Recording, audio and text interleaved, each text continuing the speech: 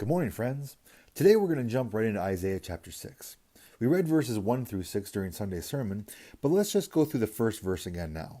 Isaiah writes, "In the year that King Uzziah died, I saw the Lord sitting upon a throne, high and lifted up, and the train of his robe filled the temple." So if you're familiar with this passage at all, the Lord has basically caught Isaiah up in a vision so that God can commission Isaiah for a particular task. But before God gives Isaiah his marching orders, he gives him this vision where Isaiah is in the middle of the temple and he sees the Lord sitting on a throne high and lifted up. Now, we might imagine a massive throne with a tremendous number of stairs leading up from the floor level up to the throne itself, because in the olden days, one of the ways that kings would indicate their majesty and authority would be to elevate their actual physical throne, the place where they sat, so that even when they sat down, they would still be lifted up higher than everybody else. And, to our modern American sentimentalities, that sort of bravado honestly isn't very welcome.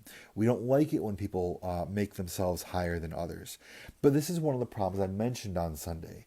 We just don't really have any concept of holiness, of the fact that God is high and lifted up.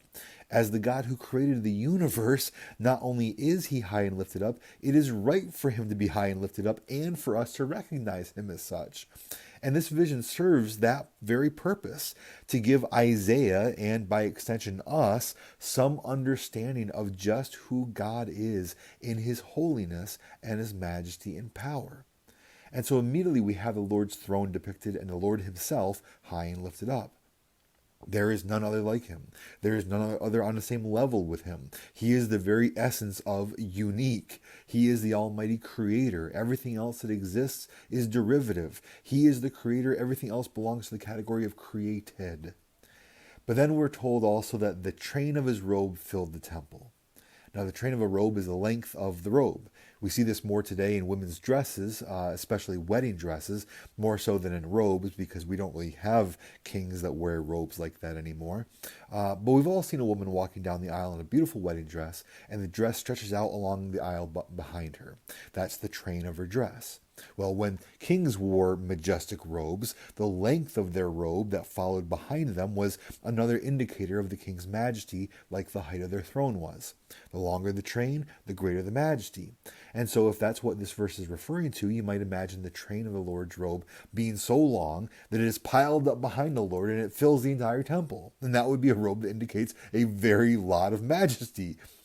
But there's actually a significant chance that that's not exactly what this verse is talking about. I still mention it, I still explain it, because I do think that this understanding is certainly a plausible interpretation of the verse.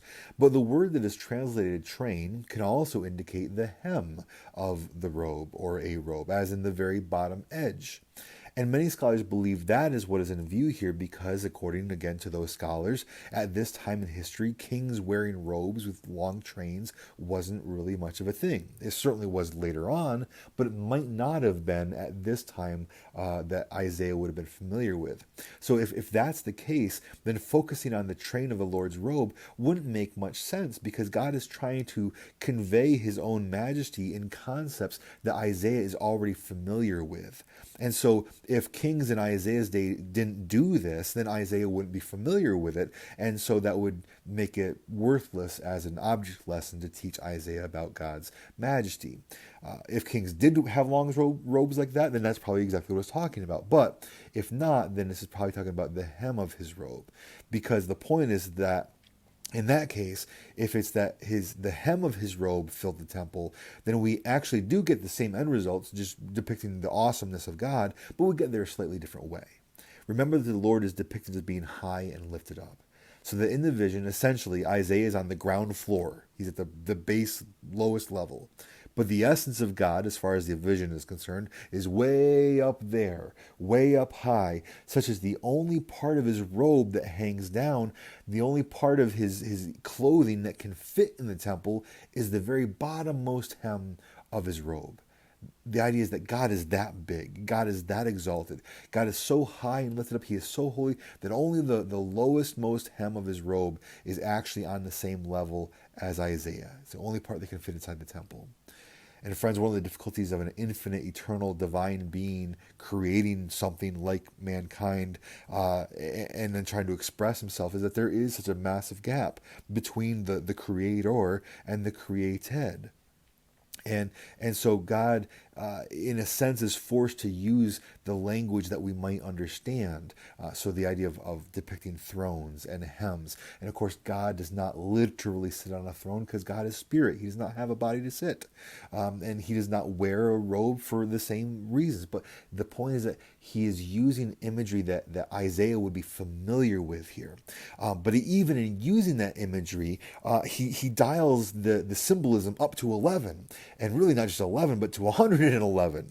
He just wants to show Isaiah that God is massive in his power and his majesty and his holiness, such that if he appeared in a human temple like the Temple of Solomon in Israel, then only the lowest edge of his robe could fit. That describes an awesome God, a mighty God, a vast God, a God who is absolutely holy and worthy of our reverence and fear and respect and adoration and awe.